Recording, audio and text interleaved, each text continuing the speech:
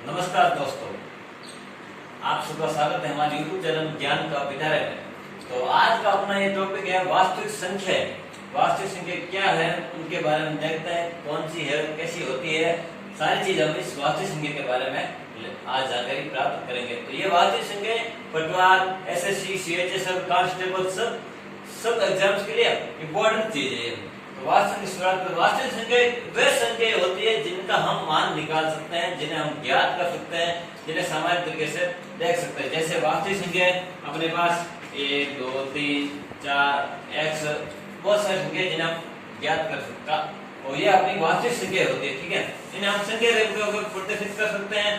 जैसे ये अपनी संख्या रेखा है, तो संख्या रेखा पर आने वाली सभी संख्या अपनी वास्तविक संख्या होती है। और इनके अलावा एक और संख्या आती है अपने पास काल्पनिक संख्या। काल्पनिक संख्या वे होती है जिनका मान हम नहीं निकाल सकते, जिन्हें हम अनगिनत करके छोड़ देते हैं, तो वह संख्या काल्पनिक होती है। जैसे आयोटा के बारे में आपने सुना ही होगा, पिछली क्लास में पढ़ा भी होगा। आयोटा काल्पनिक संख्या होती है। तो अभी आज का अपना मेन टॉपिक है सिर्फ वास्तविक संख्या। तो सिर्फ हम वास्तविक संख्या पे ज्यादा ध्यान देंगे।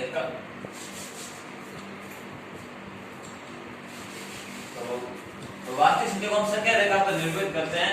तो ये संख्या रेखा एक तरफ आ जाता है धनात्मक पॉजिटिव, एक तरफ होता है ऋणात्मक। तो बीच में ये सुनिए, एक तरफ +1 2 3 4 1 2 3। चलो ठीक है, तो संख्या वास्तविक संख्या रेखा प्रदर्शित करते हैं। तो संख्या रेखा पर अब हमारी बात आती है कि प्राकृत संख्या, प्राकृत संख्या, नेचुरल नंबर, पूर्ण संख्या, पूर्ण नंबर और पूर्णांक, इनके बारे में जानकारी लेते हैं। तो ये वास्तविक संख्याओं का एक भाग है, ये एक प्रकार से प्राकृत संख्या। तो अब देखते हैं प्राकृत संख्या कौन सी होती है। तो प्राकृत संख्या वे संख्या होती हैं जो कि 1 से शुरू होकर अनंत तक चलती है। प्राकृत संख्या 1 से शुरू होकर अनंत तक चलती है। ठीक है, तो यह एक प्राकृत संख्या हमेशा धनात्मक होती है। क्या प्राकृत संख्या धनात्मक होती है और हमेशा सबसे छोटी प्राकृत संख्या 1 होती है। सबसे छोटी प्राकृत संख्या अपनी 1 होती है। और किसी भी प्राकृत संख्या में 1 को जोड़ने पर अपने पास पुनः वही प्राकृत संख्या प्राप्त हो जाती है। तथा प्राकृत संख्याओं को अगर हम जोड़े या घटाएं, जैसे 3 में से 2 करें तो अपने पास 1 बनता है। ये भी एक प्राकृत संख्या अपने पास प्राप्त होती है।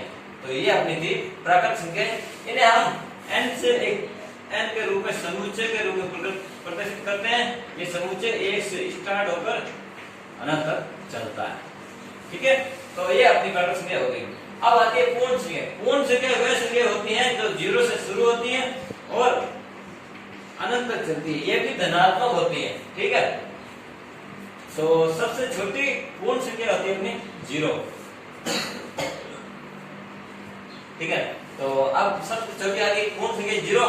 तो इन्हें हम W समुच्चय के रूप में प्रदर्शित करते हैं। ये 0 से शुरू होकर 1 2 से लेकर अनंत तक चलता है।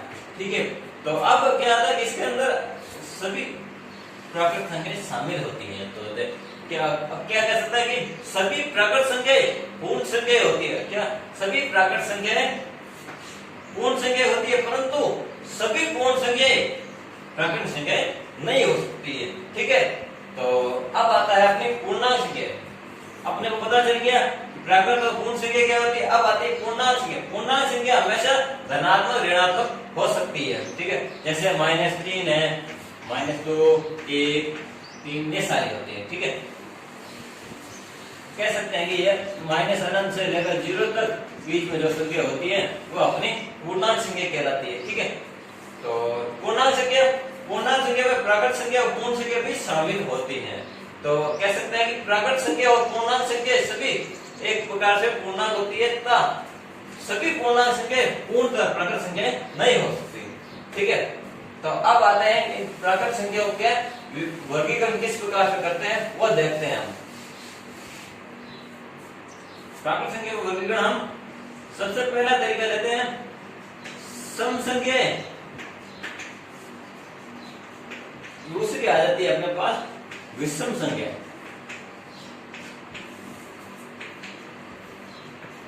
सम संख्या और विषम संख्या।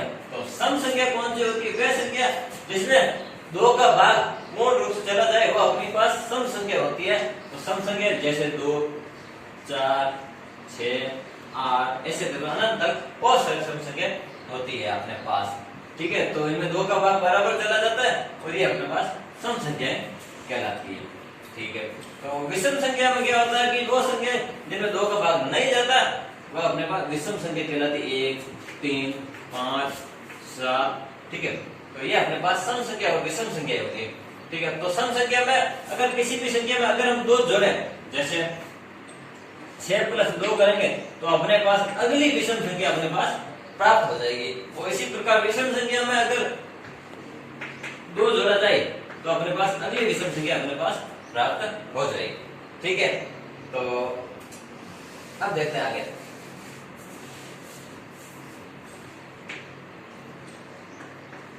अब आते बात इन सम संख्याओं का योग। तो सम संख्याओं का योग क्या होता है कि जैसे अपने पास 1 से 100 तक सम संख्याओं का योग निकालना है, तो इसके बाद अपने पास एक सीधा फॉर्मूला होता है कि n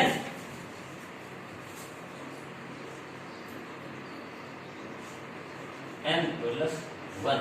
ये अपने पास एक सीधा फॉर्मूला होता है कि n जो अपने पास लेफ्ट मान दे रखा है वो और +1। ठीक है, तो n का मान कितना आ जाता है तो वो देखकर इसका मान निकाल देते हैं। जैसे n का मान या 2 से 100 तक बीच में 50 संख्या होगी, 50 इंटू काम करेंगे, जो अपने पास आंसर आएगा वो अपना इनका योग हो जाएगा। ठीक है, तो ये इसका फॉर्मूला क्या आ गया सम संख्याओं का योग का n + 1।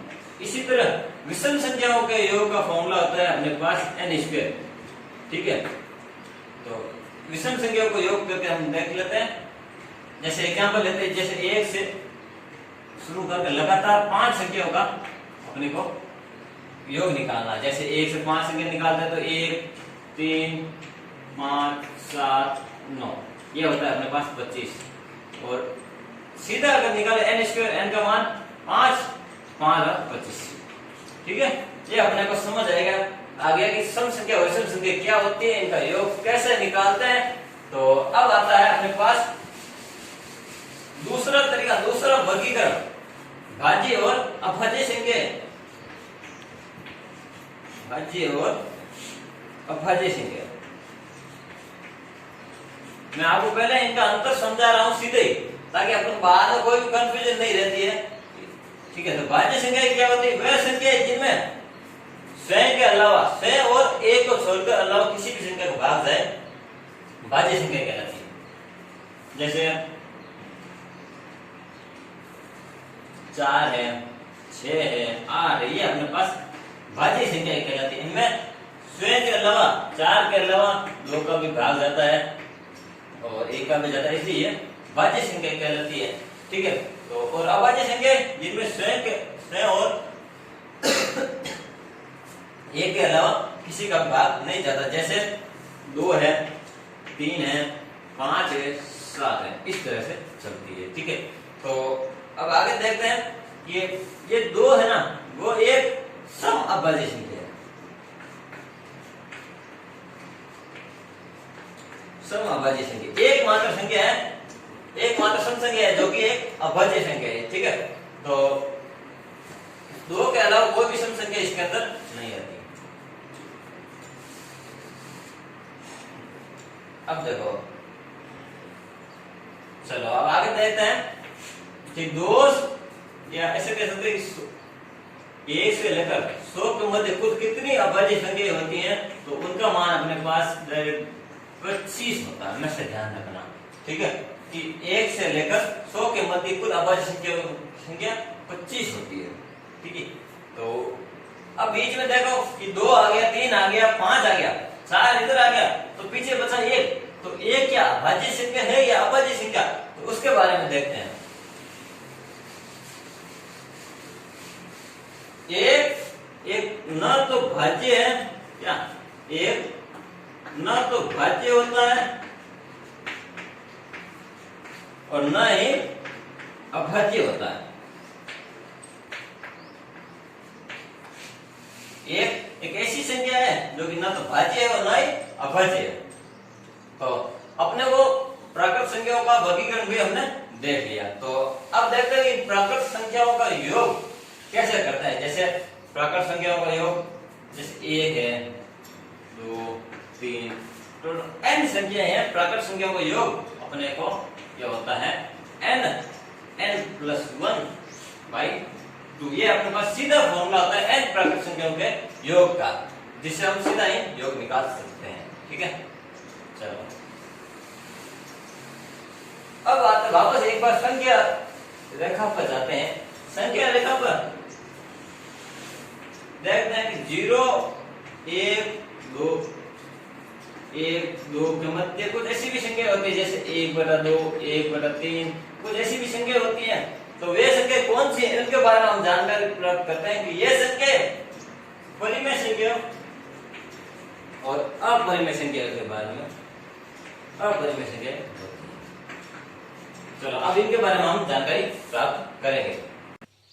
अब आती है अपनी परिमेय संख्याएं। तो परिमेय संख्याएं वे संख्याएं होती हैं जिन्हें हम P/Q के रूप में लिखा जा सकता है, वह अपनी परिमेय संख्याएं कहलाती है। P/Q रूप में लिखा जाता, Q का मान हमेशा 0 के बराबर नहीं होना चाहिए, कभी भी नहीं होना चाहिए Q के बराबर। ठीक है, तो परिमेय संख्या वह संख्या जिन्हें हम P/Q रूप में लिख सकते हैं तथा Q का मान 0 नहीं होना चाहिए। ठीक है, जैसे एग्जांपल के रूप में लेता हूं 1/2, 1/3, 4, 5, ऐसी बहुत सारी संख्याएं हैं जो परिमेय संख्या होती है। ठीक है, तो परिमेय संख्या में हमेशा पूर्ण संख्या तथा प्राकृत संख्या हमेशा ही परिमेय संख्या होती है। सभी पूर्ण तथा प्राकृत संख्या परिमेय संख्या होती है।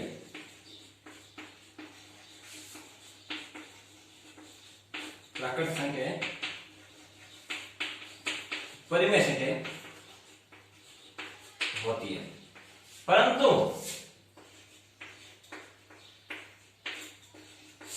सभी परिमेय संख्या पूर्ण तथा प्राकृत नहीं होती।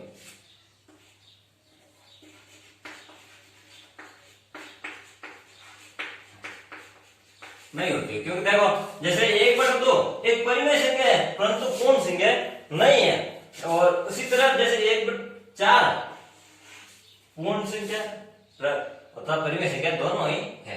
ठीक है, तो ये अपने पास परिमेय संख्या का योग भी साधारण तरीके से होता है, जैसे 1/2 + 1/3 सिंपल तरीके से इसी तरह से इनका योग सामान्य वेतन प्रक्रिया दर्शाती है। तो अब आता है अपने पास अपरिमेय संख्या कौन सी होती है। अपरिमेय संख्या जो परिमेय संख्या नहीं है वो अपनी अपरिमेय संख्या कहलाती है। अपरिमेय संख्या वे संख्या जिन्हें हम P/Q के रूप में नहीं लिख सकते। ठीक है, तो P/Q के रूप में नहीं लिख सकते। ठीक है, तो वो अपनी अपरिमेय संख्या कहलाती है, अर्थात जो परिमेय संख्या नहीं है बाकी सारी बची अपने पास अपरिमेय संख्या, जैसे √2, √3, √5 ऐसी बहुत सारी संख्या है जो कि एक प्रकार से अपरिमेय संख्या है। ठीक है, तो अपने को मालूम चल गया परिमेय संख्या कौन सी है और अपरिमेय संख्या। तो कभी कभी अपने पास दिमाग में कंफ्यूजन आता है कि भिन्न संख्याएं एक आती है भिन्न और परिमेय, ये भिन्न भी 1/2, ये भी 1/2। तो अब इनमें फर्क क्या है भिन्न और परिमेय संख्या में। तो वो देखते हैं कि परिमेय संख्या और भिन्न संख्या में सिर्फ इतना ही अंतर है कि परिमेय संख्या धनात्मक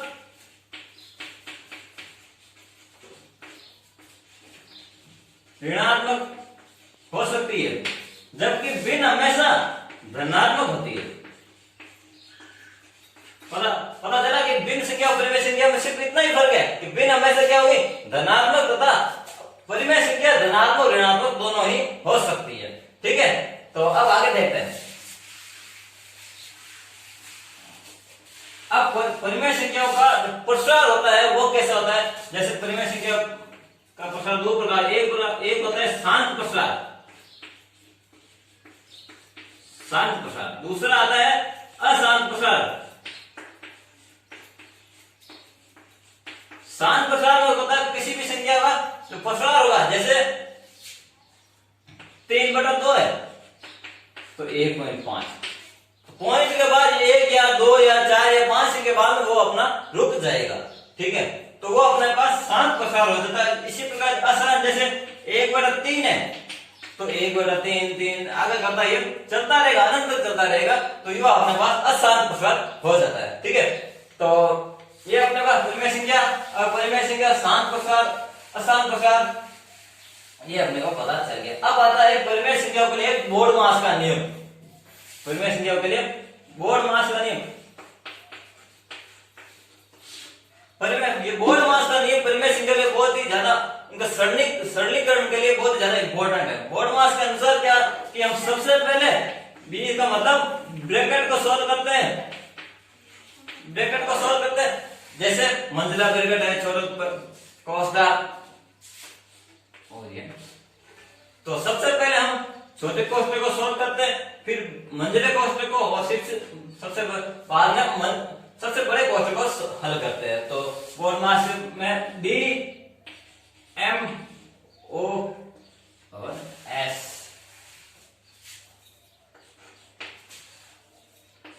बोर्ड मास, ठीक है। तो डी का मतलब डिवीजन, अर्थात डिवीजन मतलब भाग, एम का मतलब मल्टीपल, गुणा, ए का मतलब एब्स्ट्रैक्शन जोड़, और एस का मतलब सब्ट्रैक्ट घटाओ, ठीक है। तो सबसे पहले हम ब्रैकेट को सॉल्व करते हैं, उसके बाद भाग, गुणा, जोड़ तथा घटाओ, इस तरह से परिमेय संख्याओं का हम सरलीकरण करते हैं, ठीक है। तो आज के अपने इस टॉपिक में हमने देखा कि पूरे वास्तविक संख्या कौन सी होती है, परिमेय, पूर्ण संख्या, प्राकृत संख्या, पूर्णांक, परिमेय, अपरिमेय, सभी संख्या की जानकारी प्राप्त की। तो अगर आपको अपना वीडियो अच्छा लगे तो लाइक कीजिए, शेयर कीजिए और अपने चैनल को सब्सक्राइब करना न भूलें।